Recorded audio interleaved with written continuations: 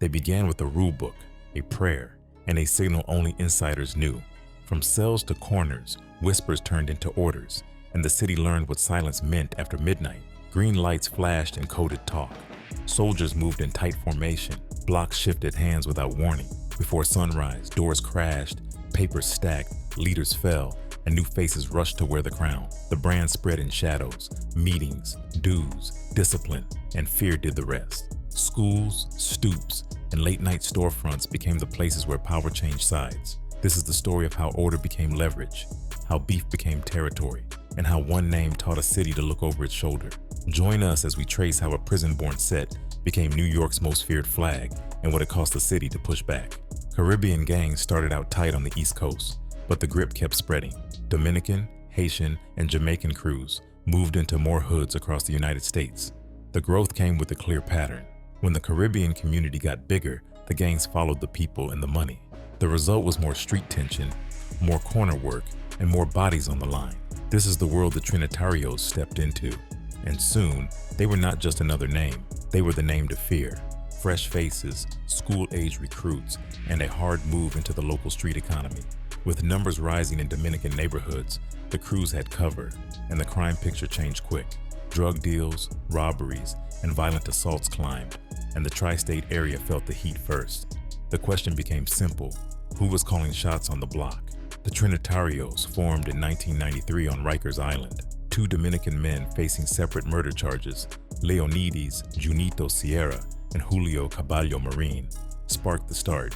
Inside jail, protection is power and identity is armor. The Trinitarios tightened up to protect Dominicans and other Hispanic inmates from rival gangs. Then the inside rules bled to the streets. A prison-born structure became a street machine, and the pipeline from cell to corner made the crew feel bigger than one neighborhood. From that point on, New York would never look the same. The name ties back to three revolutionaries from the Dominican War of Independence, and the motto rides the country's own promise: Dios, Patria y Libertad. The colors rep the flag with lime green in the mix, and the machete went from symbol to signature. Once members came home, the prison code came with them, and the rules began to run the blocks. Membership is not a walk-in. You need a sponsor to join. You take an oath, and you get a rule book. Weekly meetings keep the set tight. $5 dues on the table, and the pot pays for bail, weapons, parties, drugs, prison commissary, even diapers for members' families. Meetings end with the Trinitarios' prayer, a full display of unity. Heads bowed, arms crossed, hands linked. A central committee moves the orders. One member sits in charge of war. The sets feel general. Heads of discipline enforce the code when someone slips, and soldiers carry out the work knowing death is an acceptable outcome if the green light drops. The structure is strict, it is fast, and it keeps the soldiers ready to ride. The code runs deeper than colors. Rule number 2 sets the tone. Anyone who disrespects the gang gets punished quick and hard. The punishment follows a pattern the streets recognize. A crowd of Trinitarios rolls up with machetes and knives, swarms the target, and leaves the scene bloody. That is how Kashawn Phillips, 16, was killed in Yonkers in 2005, and how Muhammad Jallo, 18, was killed in Upper Manhattan in 2010. The machete-first posture makes fear loud and personal. A former Manhattan gang prosecutor said it clean: they are vicious. When the city watched a bodega tape years later, that same voice called it par for the course Trinitario. In this set, a green light is the word that turns policy into motion. Green light means go. Targets can be rivals or even their own if they break the law of the flag. Once the call hits the line, the set moves as one, and a whole neighborhood learns to clear out.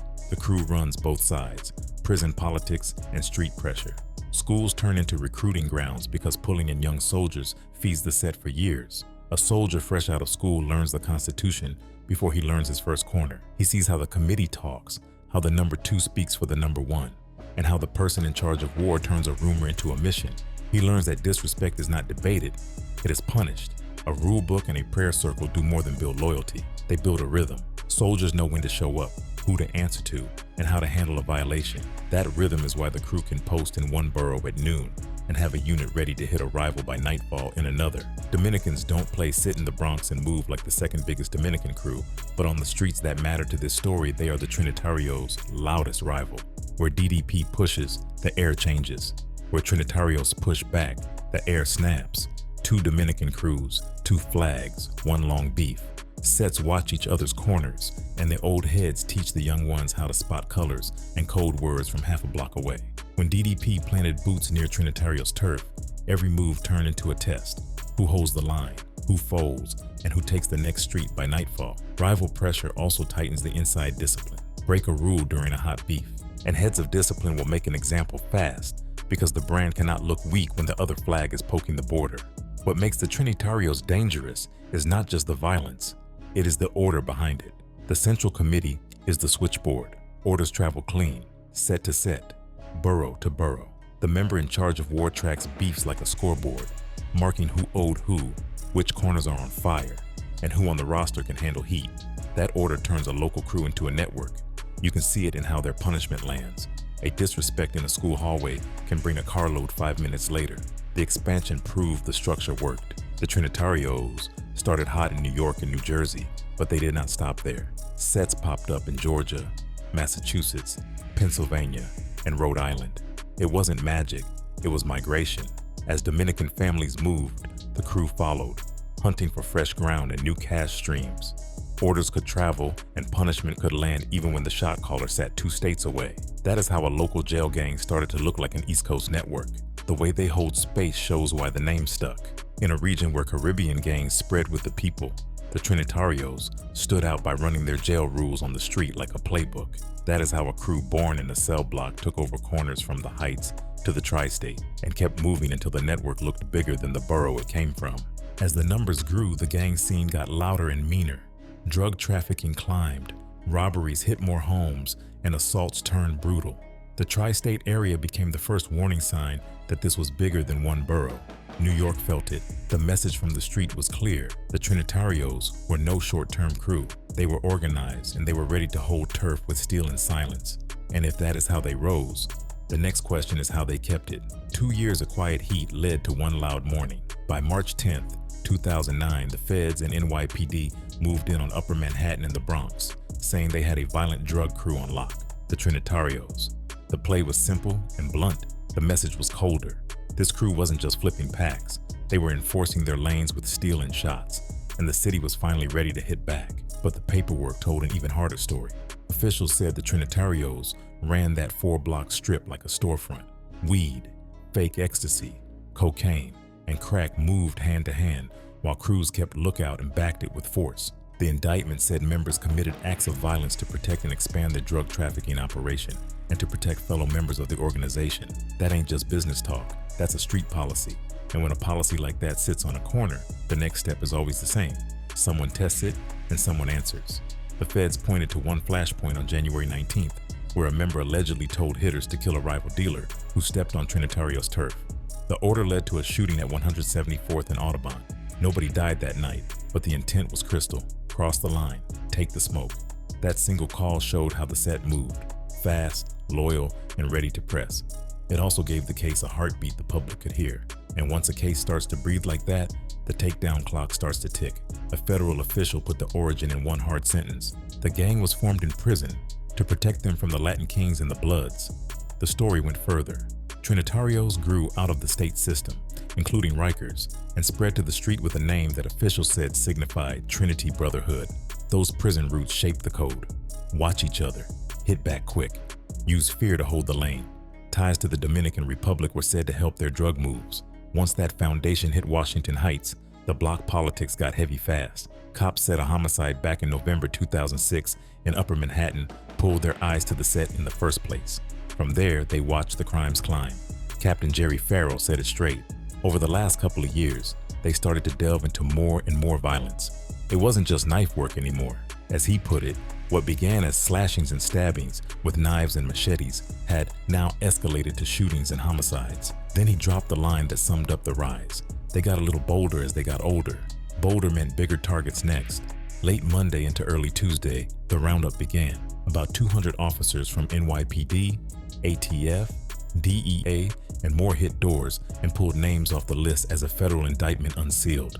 By mid-morning, roughly 35 suspects were in cuffs, headed to the 26th precinct for processing, and set to land in United States District Court in Manhattan. The final number on paper was 41 members charged. In a separate count, 34 were flagged, including 3 alleged bosses. The timing, the numbers, the muscle on scene.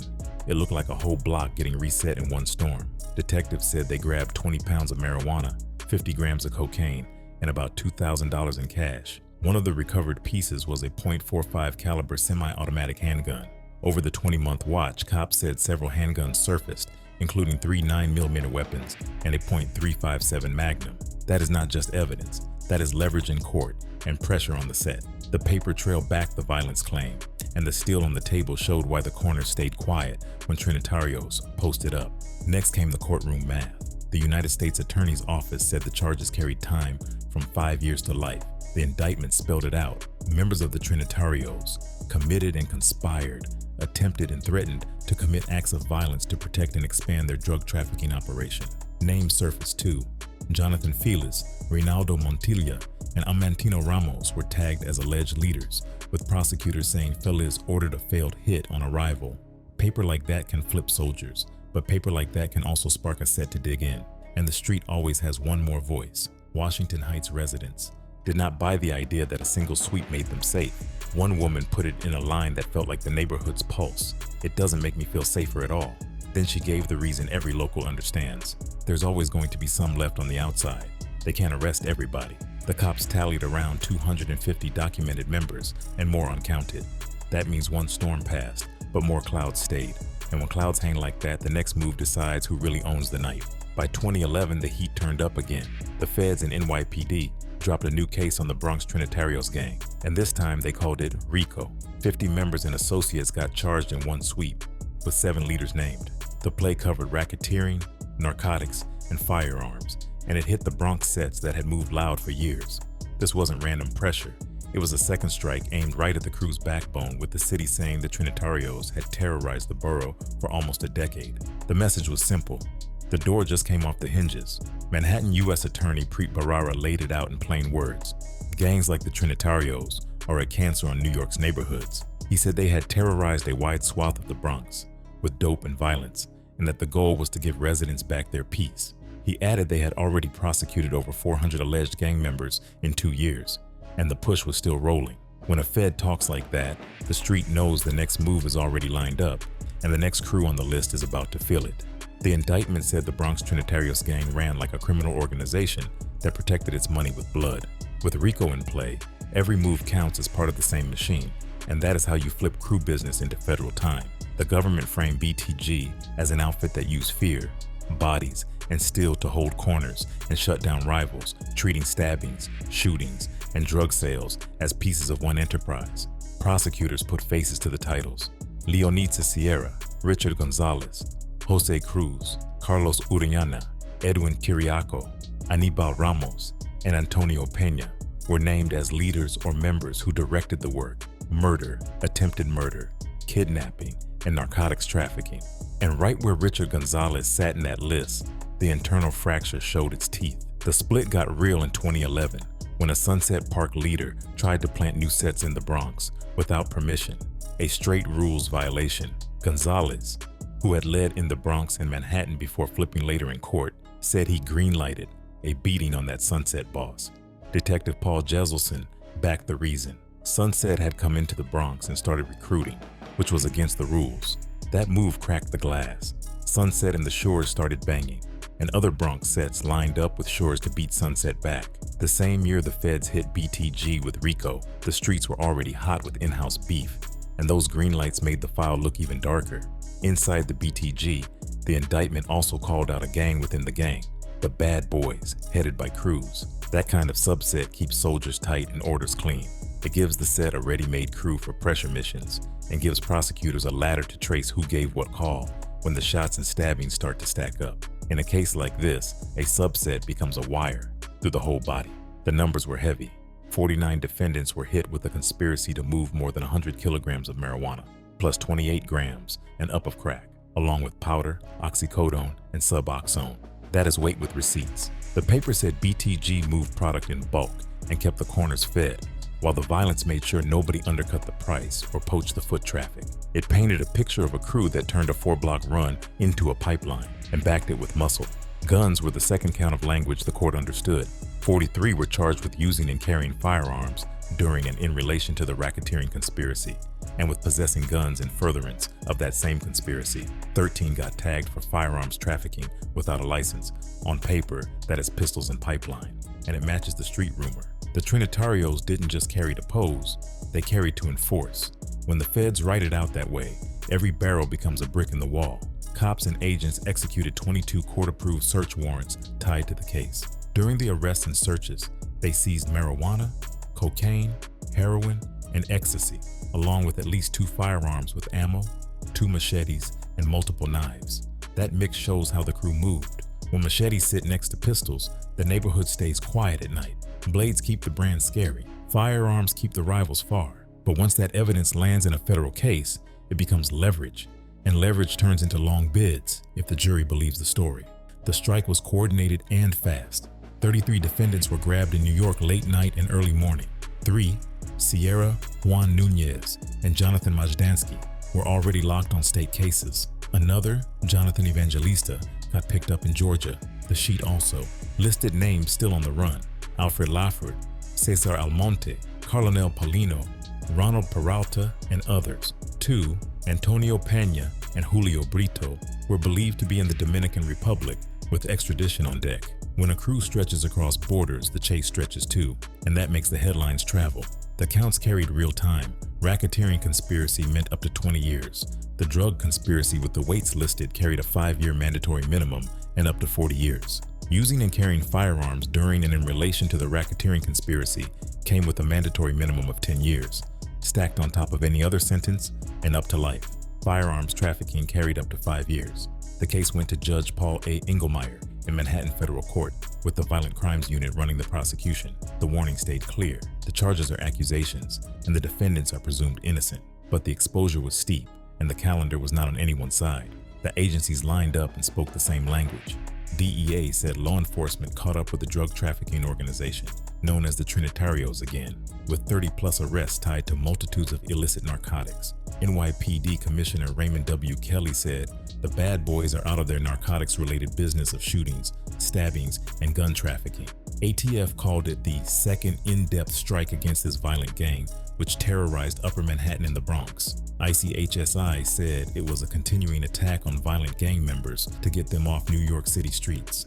DOCC said Operation Patria showed how joint work lands results. The tone was unified. The set had been hit where it hurts, and the partners were not letting up. This hit list came from a long-run investigation by DEA, NYPD, ATF, ICE HSI, and New York State DOCCs, all with the U.S. Attorney's Office for the Southern District of New York. That team up matters on the street. It means the block isn't just watching for uniforms anymore. It means every call, every blunt move, and every gun run can get pulled into a federal room with a RICO header. And once the net is that wide, the question for any set is simple: who flips, who fights, and who still has the juice to call a meeting after the dust clears?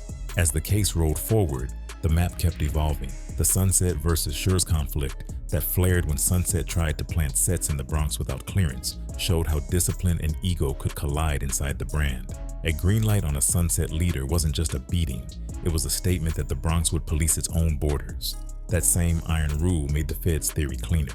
If orders flow through a chain of command, then the set isn't chaos, it is structure. Structure is what RICO eats for breakfast. The fallout from that internal heat fed straight into the courtroom story. Prosecutors could tell a jury that BTG enforced rules with violence, both against rivals and against its own when someone broke protocol. That matters when you ask 12 people to agree that one enterprise tied together drugs, blades, and bullets. It also matters when you show how a subset like the Bad Boys fits inside the larger machine. A gang within the gang makes command and control look real, not random. By the time the warrants were done and the first waves of arraignments cleared, the paper piles told their own story. Products seized, guns logged, machetes bagged, names checked off a list that ran from the Bronx to Georgia to the DR. The sweep didn't just knock down soldiers, it reached for lieutenants and leaders, the people who could call a green light and make it stick. And the street understood the scoreboard. When your second in command is in a holding cell, your block meeting turns into whispers. The prosecutors kept building on that pressure. Every plea, every cooperating witness, every phone that gave up a text added another layer to the case. The feds don't need a perfect picture. They need a pattern a jury can see. A crew sells weight. A crew carries guns. A crew stabs and shoots to keep money flowing. A crew punishes its own when they cross a line. Put that together and you have what Barara was pointing at, a cancer that spreads unless someone cuts it out. And still, the calendar didn't stop. While the RICO case cut into BTG's backbone, the beef between Sunset and Shores kept sparking in the background, a reminder that taking heads off a crew can throw fuel on local fires. The city watched that tension grow into the kind of green lights that would echo years later. It proved the point and posed the risk. Federal heat can freeze a hierarchy, but on the block, young guns will still try to prove they belong. What the 2011 strike locked in place was the template for everything that followed. Multi-agency squads, wide nets, superseding papers when fresh bodies and plots surfaced. Inside the case file, Richard Gonzalez's decision to greenlight a beating for a rules violation sat next to Jose Cruz's bad boys subset and the weight and weapons counts that defined BTG's revenue stream. Outside the case file, doors kept coming off at daybreak, and the neighborhood learned to read the convoy. When the dust settled on that year's push, the big picture was brutal and simple. The Bronx Trinitarios gang was treated as a single machine, tuned for profit and fear. Its leaders were named, its subsets were mapped, its tools were on the evidence table, knives beside pistols, drugs beside cash. The arrests stretched past the borough and into other states and other countries. The penalties stacked like bricks. And for every block that asked who would still be posted when the sun went down, the answer kept changing by the week, because that is what a RICO storm does. It clears a corner, then dares the next man to step into the space. A 2011 police database counted over 1,000 members citywide, a small slice of New York's total gang numbers, but steady.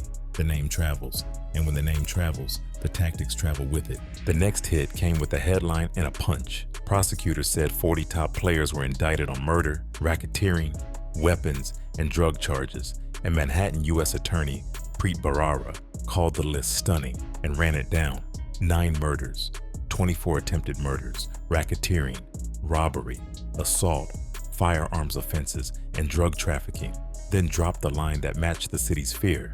You name it, they did it, saying the Bronx-based Trinitarios went to war against rival gangs, like the Bloods, Crips, and Latin Kings, and turned portions of New York City into a virtual shooting gallery, while undercover gang investigators made 100 buys of narcotics and firearms to turn whispers into weight. The sheet naming the suspected national boss, Leonid Sierra, ordering murders from Attica and even a female faction, the Bad Barbies, whose leader was tied to a stabbing and a shooting, all of it built by a joint NYPD, DEA, and ATF squad that, according to Ray Kelly, helped drop Bronx shootings 6% and murders 23%, as the tally since 2009 hit 119 indictments. Then in 2013, the U.S. Attorney unsealed a superseding indictment against 40 Bronx Trinitarios members and associates, updating the December 2011 case that charged 50 and labeled BTG a RICO outfit, adding 9 murders in aid of racketeering, 10 murder conspiracies, 24 assaults and attempted murders, plus new narcotics and firearms counts. A rolling campaign that hit the Manhattan faction, hit the Bronx faction, and then superseded the Bronx once the murder patterns got clearer. Every superseding count another wall around the same set. By 2014, Manhattan prosecutors closed in on the top man and Sierra. Junito took 19 years in federal time for a long racketeering conspiracy stacked on his New York State 221.5 to life for a 1989 murder, with Bharara saying, when Sierra created the Trinitarios gang on Rikers Island in 1992, a dangerous and bloodthirsty organization was born, and Judge Paul A. Engelmeyer telling him, instead of putting up a stop sign, you gave the Trinitarios a green light. The record showing how Sierra ran a central committee from prison, issued green lights inside and out, and how, while he wore the crown, Bronx sets were charged with 9 homicides from 2005 to 2010, and Manhattan with 1 in 2006. Proof that even as the founder went down in Operation Patria and Operation Green Haze pushed the count to at least 147 members and associates charged, the lanes he opened still carried traffic. Next came a street boss who filled the vacuum. Andy Sosa, a former Trinitarios leader, took 10 years in Manhattan federal court for a big drug and guns conspiracy. Bharara's line was cold. Sosa's brutal reign has ended. From about 2009 to July 2014, Sosa ran the Greenbridge chapter holding down Kingsbridge Road and Webb Avenue. Back when the 2011 sweep had hit other Trinitarios, he filled the void and kept the drugs moving. Cocaine, marijuana, pills, and what added up to kilos of heroin over the years. His rank meant no one sold in that area without his permission or at his direction, and he even pushed hundreds of grams of heroin through others in Connecticut. The set's pipeline was bigger than one block, and the heat around Sosa told you who they feared most. The file said Sosa kept guns in his Bronx apartment for Trinitarios to use to guard turf or to retaliate on other hoods. He himself carried a 9mm after getting shot by a rival crew. Dominicans don't play. The apartment doubled as a stash in a clubhouse. .45, .38, .357, 9mm, plus drugs, and he hosted Trinitario meetings there. That mix is how a set stays posted. A boss with product, pistols, and a room where orders turn into crews on the sidewalk. But while the Bronx watched Greenbridge, another front lit up with a different kind of hammer. A sweeping racketeering case hit 22 reputed Trinitarios members and associates in Massachusetts, tied to 6 murders and a campaign that terrorized neighborhoods across the state. The U.S. attorney said the crackdown struck a significant blow against the Trinitarios in Massachusetts, virtually dismantling an organization responsible for years of bloodshed. The sheet named a supreme leader, Emmanuel Paula Cabral, 33, and said he also controlled a chapter in Manchester, New Hampshire, and operations in Maine, where the gang ran a lucrative drug trade. The quote that stuck felt like a blueprint. Paula Cabral once bragged he was trying to build an empire. Then came the mic drop. Today, that empire has come crashing down. If Bronx was the engine, New England showed how far. The smoke had spread. Prosecutors tied the case to 2 Lawrence murders in 2017 and 4 Lynn slayings in a 4-month window in 2023. They said the crew glorified the violence in music videos, trying to turn fear into clout. That kind of self-promotion draws cameras and cops in equal measure. It also shows how a set tries to hold a region. Kill fast, film faster, and let enemies know the banner still flies.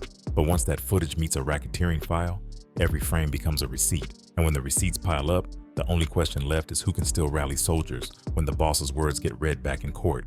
Put it together, and the line runs straight. Each time the answer was a bigger case, a louder press conference, and a longer list of names. The agencies got their praise. NYPD, ATF, DEA, HSI, DOC-CIS, and the violent and organized crime teams kept the files tight. The streets heard the message, but the streets also test every message, which is why the next chapter in New York would show whether the Trinitarios could still post up after losing the founder, the plug, and the empire talk in one run. 3 weeks before the killing that shocked the city, the Bronx saw tit-for-tat hits between Trinitario sets. Between June 5th and June 19th, 2018, there were at least 2 shootings and 8 stabbings. One victim was a 14-year-old boy. The climate was hot. Soldiers were outside. Orders were in the air. And then a single call poured gasoline on the map. The night of the killing, a dozen assailants gathered at Swero's building on Boston Road to plan, then rolled out in cars to find Sunset members, according to police and prosecutors. After the homicide, they ran back to the same building and hid blades. The city would argue that this was not random rage. It was a structured hit posture, tracked from the meeting spot to the murder and back. On June 20th, Lesandro Jr. Guzman Feliz left his home around 10 p.m. to lend a friend $5. His mother, Lesandro Feliz, said he wanted to be a police detective one day. He was not in a gang, police said, but he lived around them and knew people from different crews. His mother warned him, "Do not talk to gang members because someone could mistake you for one." "That was my deep worry and fear," she said. The night before, several cars with Trinitarios had circled and attacked another boy. Junior told a friend he felt shaken and feared he had been implicated. The friend remembered his words. He saw that something was going to happen to him. The friend's last line cut through the neighborhood after the funeral. It happened to him. Cameras caught what came next. A boy dragged from a bodega and hacked with machetes and knives in the street. The images hit the internet and tore the city open. The outrage came from everywhere. Politicians, police, celebrities, and neighbors who felt the fear in their bones. None of the 12 men arrested later were on the radar 4 years earlier. These people revitalized the gang, a former federal official said. New leaders have come to the forefront. The corner turned into a memorial. Murals went up. Candles covered the sidewalk. But the anger did not just hit the attackers. It also hit the bodega. Critics said the owner did not do enough to protect Junior. An online petition to shut the store pulled in thousands. City council members asked that the license be pulled for bad moral character. The owner said he called 911 and was scared. We're only 2 people. We don't got nothing, no weapon. What they gonna do to us at that moment? One voice on the Justice for Junior page tried to cool the fire. Please stop fighting hate with more hate. The only people responsible for this are the people who killed him. A state senator then proposed Junior's law, a safe haven plan to make store owners help endangered minors. The Trinitarios do not move like one giant army on one street. It is a decentralized network, but the brand makes the rules. The brand says machetes and knives over guns. The brand says weekly dues, prayer, and order. Federal prosecutors thought they crippled the set by 2014. They did heavy time on the top, including Junito and other high ranks. But when leaders fall, the young and hungry try to take the chair. Therein lies the challenge of the void, one local official said. Who tries to fill it, and how do we react to it? In June 2018, the Bronx learned the answer in the hardest way. The system had taken the head. The soldiers still had the blade. Nearly a year after the bodega tape rocked the city, a Bronx jury spoke. 5 Trinitarios were found guilty of first-degree murder, second-degree murder, second-degree conspiracy, and second-degree gang assault for the killing of Lesandro Jr. Guzman Feliz. The panel needed only 2 days. The message hit hard. Life without parole sat on the table, and the courtroom finally put names to the pain that clip burned into everyone's head. The defendants were Jonaiki Martinez Estrella, Antonio Rodriguez Hernandez Santiago, Jose Muniz, Manuel Rivera, and Elvin Garcia. All 5 stood on the same sheet. The jury said they moved together, hunted together, and owned the result together. 8 others were still waiting for their day in court, but on this day, the city saw 5 faces tied to one night. One of the 5 even tried to turn the moment into a flag. After the verdict, Jose Muniz showed no remorse. He shouted, "Popote, hasta la muerte," Trinitarios slang for until death. It sounded like a rally cry, but it landed like a threat in a room full of grief. The outburst underlined what the case kept showing. This was not random chaos. This was a set with rules and a habit of turning orders into violence. Prosecutors had video from the bodega and the street. Cameras caught the chase, the drag, and the blades. Witness phones filled the gaps. 2 insiders flipped and testified for leniency, Kevin Alvarez and Michael Reyes, and their words opened the door into the gang's playbook. They walked the jury through sets, meetings, and the chain of command. They named the bosses and replayed the orders. Alvarez and Reyes said their subsets were Los Surs and Bad Boys. They followed a strict code. They took orders from a Bronx leader named Diego Suero, a man they called Santa Claus. The feud was inside the brand, Sunset versus Suero's Bronx sets. In June alone, at least 10 people were hitting tit-for-tat moves. That is the climate the jury had to weigh. A green light culture where soldiers stay geared up and the streets keep scoring blood. The witnesses said the order came on June 20th, 2018. Go after Sunset. You already know what you have to do.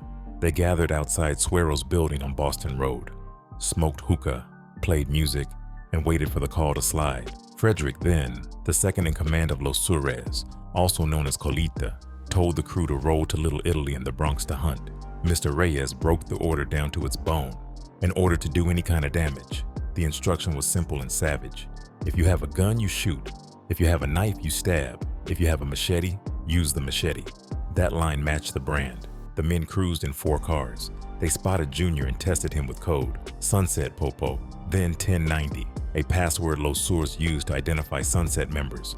The witnesses said. One witness said Junior raised his hand and said, "Que lo siete." Another said Junior clearly told them he was not Sunset. Police also said Junior was not in a gang. The crew got out, circled him, threw a fake punch, and the kid ran. The chase ended where the tape begins. Junior hid behind the counter. Alvarez, Reyes, and a third man went in and pushed the workers. Reyes said they lied, claiming Junior had attacked his own grandmother. Alvarez said the store owner unlocked a door to where Junior was hiding and told them to take it outside. They punched and kicked him, then dragged him to the curb. The rest of the crew closed in and the steel came out. Muniz rushed with a machete. Garcia, Rivera, and Rodriguez Hernandez Santiago stabbed with large knives. The medical examiner said Martinez Estrella drove a big blade into Junior's neck 4.5 inches deep, cutting the jugular. Reyes testified Martinez Estrella later bragged the boy would not eat for a very long time because I hit him in the neck. Defense lawyers tried to pin the death on that single blow and said others only pretended to stab because leaders were watching. The prosecutor answered with one line that felt final. Weapons like knives and machetes kill. After the attack, the men returned to Suero's home. Leaders passed around phone pictures of Sunset members and asked the soldiers to ID the target. Alvarez said the face they just stabbed was not in the photos. He choked up on the stand. "I didn't see the person who had just finished getting stabbed there. I didn't see the kid." In court, that silence said what the video already showed. A set went to war and killed the wrong boy. And 2019 was the year the Bronx called it murder. July 29, 2022, the Bronx DA said two bosses of Los Sures, Diego Suero and his second, Frederick Then, were found guilty of second-degree murder for the killing of Lesandro Jr. Guzman Feliz. Prosecutors told the jury these men didn't swing blades. They gave the order. A 4-week trial turned leadership into liability. 5 soldiers were already down for murder in 2019. Now the shot callers felt the heat. Testimony said it plain. Suero led Los Sures, Then was his number 2, and both told their people to ride on Sunset. Then did not touch the knife, but he watched from a short distance and then called Suero to confirm the job was done. In this set, a green light is a command, and a command carries blood, so the law treated the order like a blade. The DA called it what it was, a leader's order ending a 15-year-old's life. The jury heard everything. The tape gave faces, but the testimony gave structure.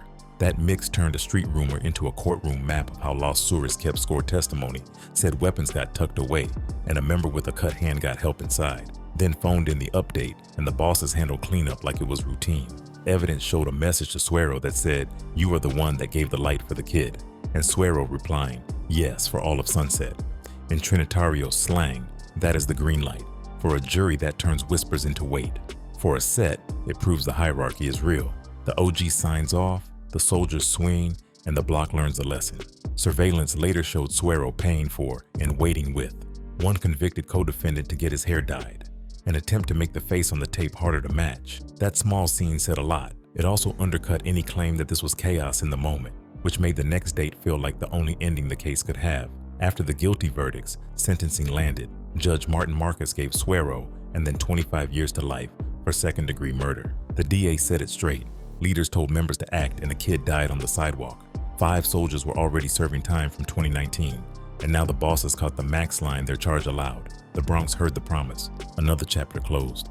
But the streets always ask one more question when leaders fall and soldiers scatter, and that question points to what happened next. Just after 6 a.m. on a Wednesday in January 2023, the doors came off in Washington Heights and Hamilton Heights. NYPD rolled with Homeland Security investigations and the Secret Service, hitting Broadway, Amsterdam Avenue, and West 174th Street, plus one spot in New Jersey, looking to crack a big meth ring. 12 people were scooped, many with gang ties, as agents swarmed a barbershop with illegal gambling in the basement and kept digging through a juice bar and a smoke shop around the corner. Heavy machinery shut down 174th so teams could work the building clean.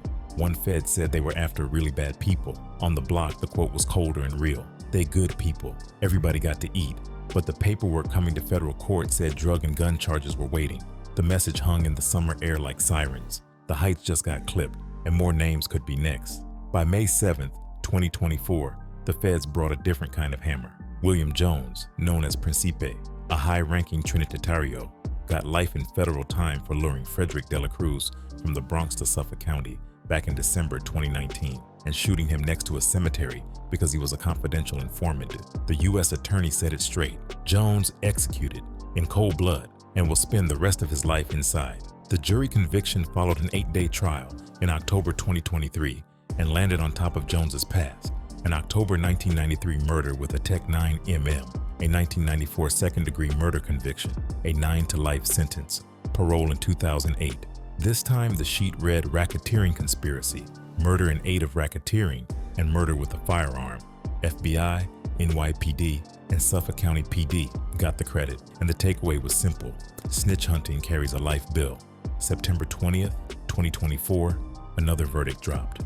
Carlos Ramirez, aka Guerra, a leader of the Sunset Trinitarios, was found guilty of racketeering conspiracy, murder, and gun charges. Prosecutors said Sunset ran violent from 2010 to 2024, robberies, shootings, and bodies across the metro. They tied Ramirez to 2 murders in the Bronx.